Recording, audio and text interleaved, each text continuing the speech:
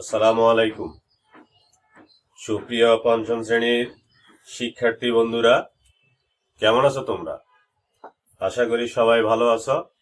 আমিও আল্লাহর রহমতে ভালো। প্রত্যেক সপ্তাহের ন্যায় আমরা দ্বিতীয় সপ্তাহে চট্টগ্রাম কলেজিয়েট স্কুলের অনলাইনে মাধ্যমে ক্লাস শুরু করতে যাচ্ছি। আমাদের আজকের বিষয় প্রাথমিক বিজ্ঞান, অধ্যায় 2। অধ্যায়ের নাম হলো পরিবেশ দূষণ। আশা করি তোমরা সবাই বই খাতা নিয়ে প্রস্তুতি গ্রহণ করেছ। পরিবেশ দূষণ, আমরা গত ক্লাসেই বলেছিলাম পরিবেশ কি, পরিবেশের উপাদানগুলি কি।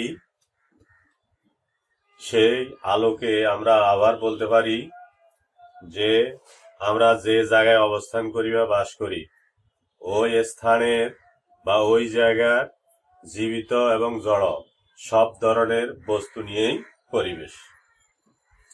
এখন আমরা বেঁচে থাকার জন্য পরিবেশকে আমরা নানাভাবে ব্যবহার করি এবং ব্যবহার এটি আমাদেরকে করতে হয়। এর ফলে কি হয়, পরিবেশে বিভিন্ন পরিবর্তন ঘটে থাকে। এখন এই পরিবেশের এই পরিবর্তন ঘটার ফলে যখন জীবের জন্য ক্ষতিকর হয়, তখন আমরা তাকে বলি পরিবেশ দূষণ। অর্থটা হলো বিভিন্ন ক্ষতিকর ও বিষাক্ত পদার্থ পরিবেশে মিশলে পরিবেশ দূষিত হয়। আসো আমরা আমাদের দ্বিতীয় অধ্যায়ের 1 নং পাঠ আলোচনা করি। 1 নং পাঠ হলো আমাদের পরিবেশে দূষণ। আমাদের পরিবেশে দূষণ। বর্তমানে পৃথিবীতে অনেক সমস্যার মধ্যে একটি বড় সমস্যা হলো পরিবেশ দূষণ।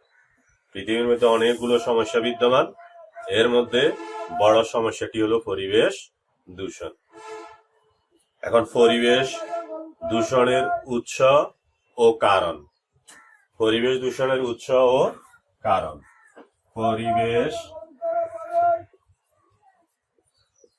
দূষণের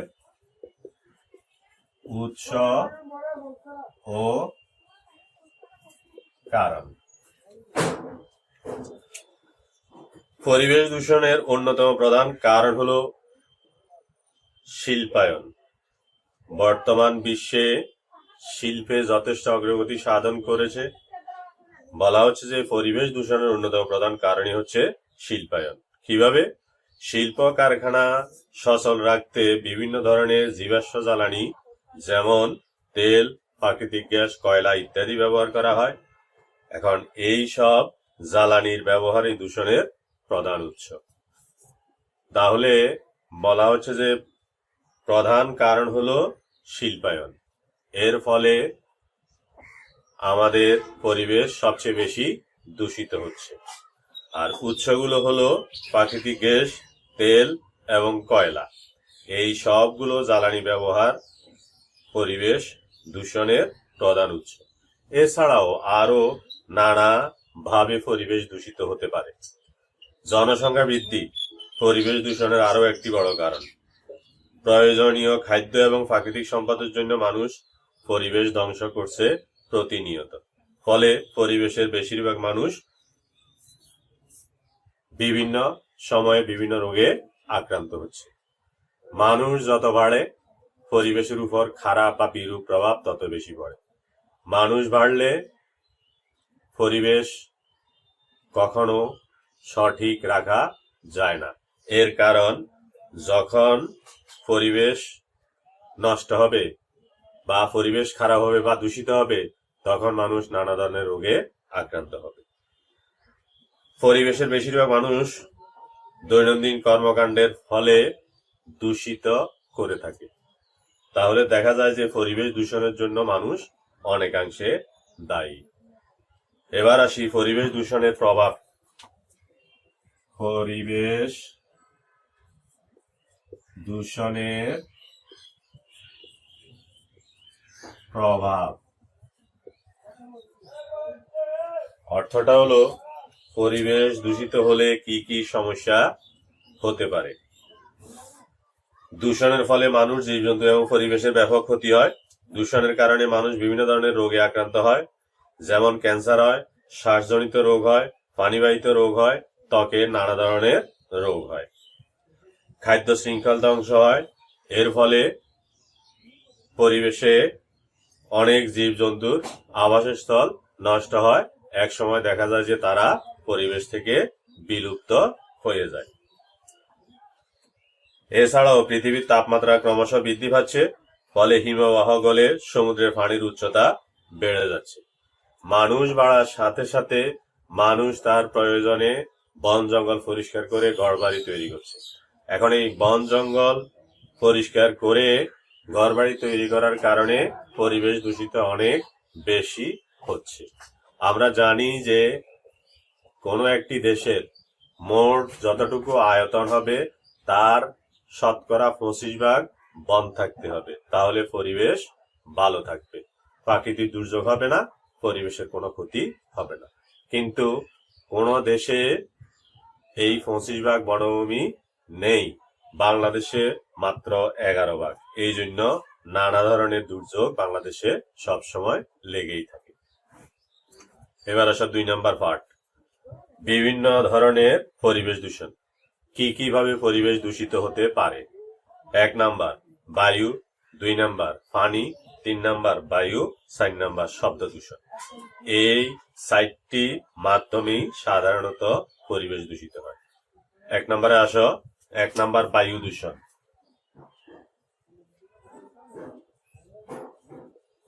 বায়ু দূষণ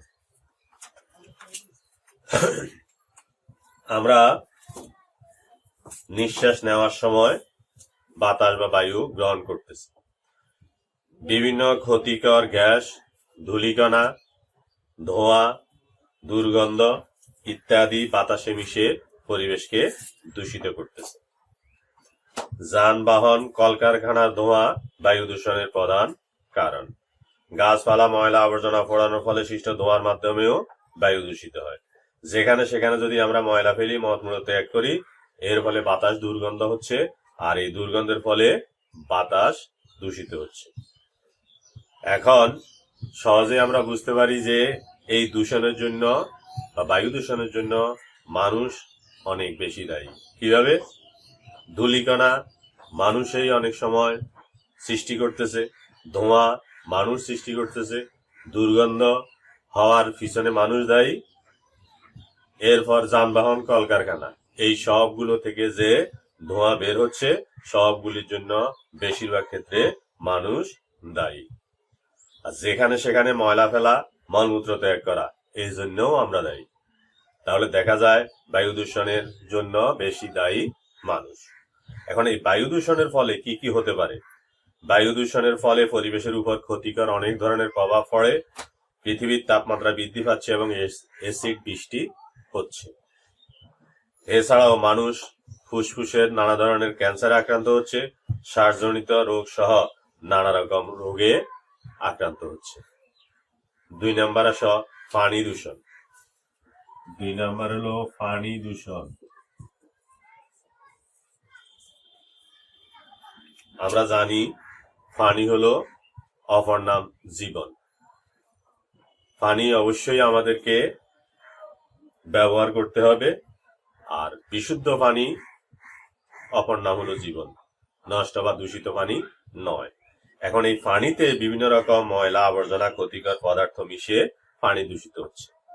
পয় নিষ্কাশন এবং গৃহস্থালির বর্জ্য আমরা ফেলতেছি, কলকারখানার ক্ষতিকর বর্জ্য আমরা পানিতে ফেলতেছি, যার কারণে সহজেই পানি নষ্ট হচ্ছে, দূষিত হচ্ছে। এছাড়াও ময়লা আবর্জনা পানিতে ফেললে কাপড় ধুলে বিভিন্ন কীটনাশক, সার এগুলো পানিতে গেলে পানি দূষিত হচ্ছে। এখন এই পানি দূষণের ফলে কি হচ্ছে?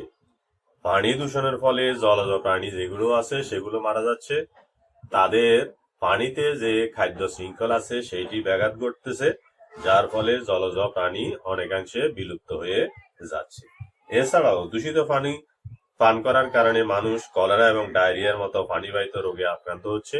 আবার অনেক সময় দেখা যায় দূষিত পানির কারণে চর্মরোগ দেখা দিচ্ছে। তাহলে এখানে দেখা যায় পানি দূষণের জন্য অনেকাংশে মানুষ দায়ী। 3 নাম্বার আসো মাটি দূষণ। মাটি দূষণ। এই মাটিতে যদি বা যখন কোনো ক্ষতিকর বস্তু মিশে তখন মাটি দূষিত হয়। যেমন কৃষিকাজে ব্যবহার করার জন্য যে সার কীটনাশক ব্যবহার করা হচ্ছে, গৃহস্থালী এবং হাসপাতালে যেসব বর্জ্য ব্যবহার করা হচ্ছে, কলকারখানার যেসব বর্জ্য ব্যবহার করা হচ্ছে, আর সচরাচর পলিথিন যে আমরা ফেলতেছি, এই সব কারণে আমাদের দেশের পুকুর, দিঘি, ডোবা, নদী, পুকুর, খাল, বিল এইসব জায়গায় পানি দূষিত হচ্ছে। কলকারখানার বিভিন্ন রকম রাসায়নিক পদার্থ এবং তেল পানিতে মিশে পানি দূষিত হচ্ছে, মাটি দূষিত হচ্ছে। মাটি দূষণের ফলে জমির উর্বরতা নষ্ট হচ্ছে। আমরা জানি জমিতে উদ্ভিদের খাদ্য উপাদান থাকে, তো উদ্ভিদের খাদ্য উপাদান থাকে 14টি। এই 14টি খাদ্য উপাদান মাটিতে থাকে। যদি মাটি দূষিত হয় তাহলে খাদ্য উপাদানগুলি অবস্থান নাও থাকতে পারে। আবার অনেক সময় দেখা যায় মাটি দূষণের ফলে মাটিতে যে উদ্ভিদ জন্ম নেয় সেই উদ্ভিদ যদি আমরা খেয়ে থাকি তাহলে আমরাও নানা রকম সমস্যায়, নানা রকম অসুখে আক্রান্ত হতে পারি। মাটি দূষণ মানুষের স্বাস্থ্যের উপর ক্ষতিকর প্রভাব ফেলে। দূষিত মাটিতে উৎপন্ন ফসল খাদ্য হিসেবে গ্রহণ করার ফলে মানুষ ক্যান্সার সহ বিভিন্ন রোগে আক্রান্ত হচ্ছে।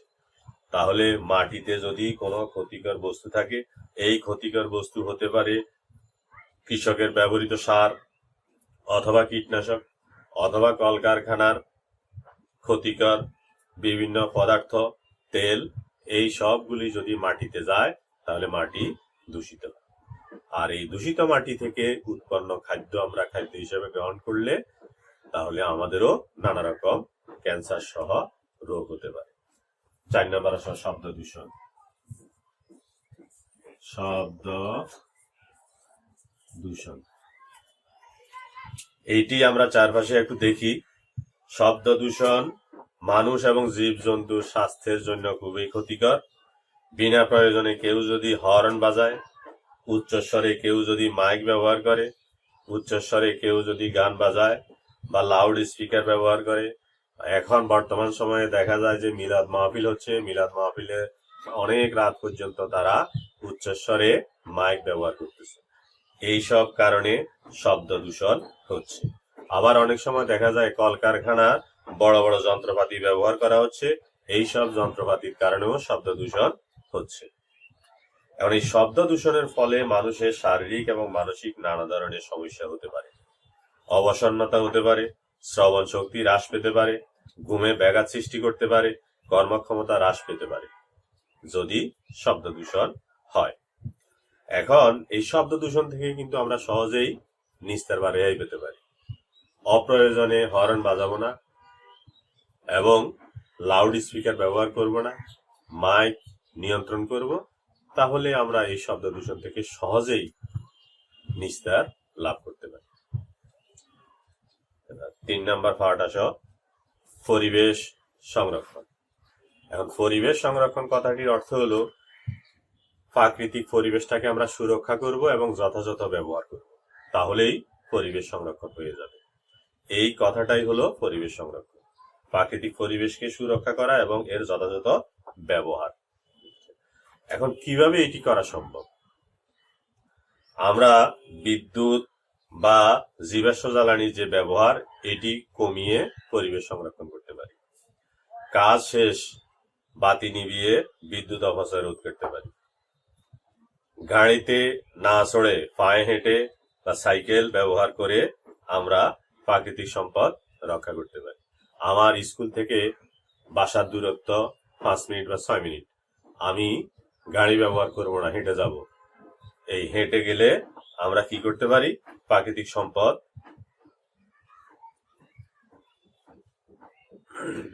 ব্যবহার কমাতে পারি। প্রাকৃতিক সম্পদের ব্যবহার কমিয়ে পুনর্ব্যবহার করে এবং রিসাইকেল করেও আমরা প্রাকৃতিক পরিবেশ সংরক্ষণ করতে পারি। কলকারখানার বর্জ্য, রাসায়নিক পদার্থ, তেল ইত্যাদি পরিবেশে ফেলার পূর্বে পরিশোধন করে নিতে হবে। অর্থাৎ যদি আমরা পরিশোধন করে নিই তাহলে আমাদের পরিবেশ দূষিত হবে না। মাটি, পুকুর বা পানিতে ময়লা ফেলা থেকে বিরত থাকতে হবে, স্বাভাবিক সাধারণ কথা। মাটিতে দূষিত পদার্থ ফেললে মাটি দূষণ হবে, পানিতে ফেললে পানি দূষণ হবে, বায়ুতে ফেললে বায়ু দূষণ হবে। তাহলে আমাদেরকে কি করতে হবে? পানিতে, বায়ুতে, এই নদীতে, পুকুরে, যেখানে জল আছে সেখানে এবং মাটিতে যেই কোনো ক্ষতিকর পদার্থ আমরা ফেলবো না। ময়লা আবর্জনা নির্দিষ্ট স্থানে ফেলতে হবে। গাছ লাগিয়ে আমরা পরিবেশ সংরক্ষণ করতে পারি। অর্থটা হলো যত বেশি গাছ লাগানো হবে পরিবেশের ভারসাম্য তত ভালো হবে। আগেই বলেছি যে প্রত্যেকটি দেশে তার মোট আয়তনের শতকরা 25% বনভূমি থাকতে হবে। যেই দেশে এই 25% বনভূমি বিদ্যমান আছে সেই দেশ যেই কোনো ধরনের দুর্যোগ থেকে সহজেই রক্ষা পেতে পারে। তা আমাদেরকেও এই কাজটি করতে হবে। তবে পরিবেশ সংরক্ষণের অন্যতম প্রধান উপায় হচ্ছে মানুষের মধ্যে সচেতনতা সৃষ্টি করতে হবে। সচেতনতা সৃষ্টি হলো পরিবেশ সংরক্ষণের অন্যতম উপায়। মানুষকে বুঝাতে হবে যে পরিবেশ নষ্ট করলে কি সমস্যা হয় আর এই সমস্যার জন্য কারা কষ্ট ভোগ করে। তাহলে প্রত্যেকের মধ্যে অন্তত সচেতনতা সৃষ্টি করা যাবে। তাহলে দেখো বন্ধুরা, আমরা আজকে আমাদের এই পরিবেশ দূষণ অধ্যায়ে আমরা বুঝতে পারলাম যে পরিবেশ দূষণটা কি। পরিবেশ দূষণ হলো আমরা পরিবেশকে আমাদের নিজেদের প্রয়োজনে নানাভাবে ব্যবহার করি। এখন এই নানাভাবে ব্যবহারের ফলে পরিবেশের মধ্যে অনেক ধরনের পরিবর্তন ঘটে থাকে। যখন এই পরিবর্তন জীবের জন্য ক্ষতিকর হয় তখন আমরা বলি যে পরিবেশ দূষণ। এখন পরিবেশ দূষণ বিভিন্ন কারণে হতে পারে, তবে বলা হচ্ছে যে পরিবেশ দূষণের অন্যতম প্রধান কারণ হচ্ছে শিল্পায়ন। শিল্পায়ন ছাড়াও মানুষ নিজেরা আমরা অনেকভাবে পরিবেশ দূষিত করে ফেলতে পারি। এখন এই দূষিত করলে বা পরিবেশ আমরা যদি নষ্ট করে ফেলি এর জন্য কষ্ট আমাদেরকে ভোগ করতে হয়। আমরা নানা রকম রোগে আক্রান্ত হতে পারি। আমরা যে খাদ্য গ্রহণ করব সেই খাদ্যের ফলেও রোগে আক্রান্ত হব। এরপর পশু পাখি জীবজন্তু তাদের আবাসস্থল নষ্ট হবে, একসময় তারা বিলুপ্ত হয়ে যাবে। এখন এই পরিবেশ দূষণ কোন কোন মাধ্যমে হতে পারে? পানি, বায়ু, মাটি, শব্দ দূষণ। তাহলে আমরা এই কেন এগুলি হচ্ছে, কিভাবে হচ্ছে, এর ক্ষতিকর প্রভাবগুলো জানলাম। 3 নাম্বার, পরিবেশ সংরক্ষণ। পরিবেশ সংরক্ষণ হলো পরিবেশকে সুরক্ষা করা এবং এর যথাযথ ব্যবহার করা। তাহলে পরিবেশ সংরক্ষণ হবে। এখন এই পরিবেশ সংরক্ষণের জন্য আমাদের প্রথম এবং প্রধান কাজ হলো জনসাধারণের মধ্যে সচেতনতা সৃষ্টি করা।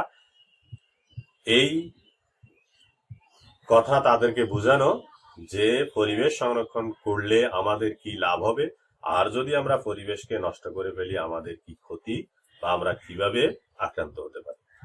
ধন্যবাদ। আজকে আমরা যতটুকু পড়লাম এর উপরে বাড়ির কাজ আছে, তোমরা প্রত্যেকে খাতায় এই বাড়ির কাজগুলো লিখে নাও। বাড়ির কাজ 1, পরিবেশ দূষণের প্রধান কারণ কি? এর ক্ষতিকর প্রভাব লেখ 5টি। 2 নাম্বার, বায়ু দূষণের কারণ ও প্রভাব লেখ।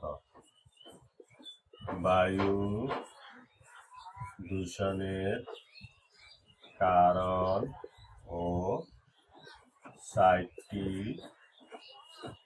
ক্ষতিকর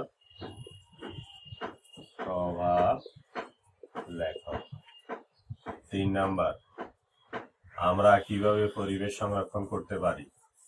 আমরা কিভাবে পরিবেশ সংরক্ষণ করতে পারি? 5টি বাক্যে লেখো।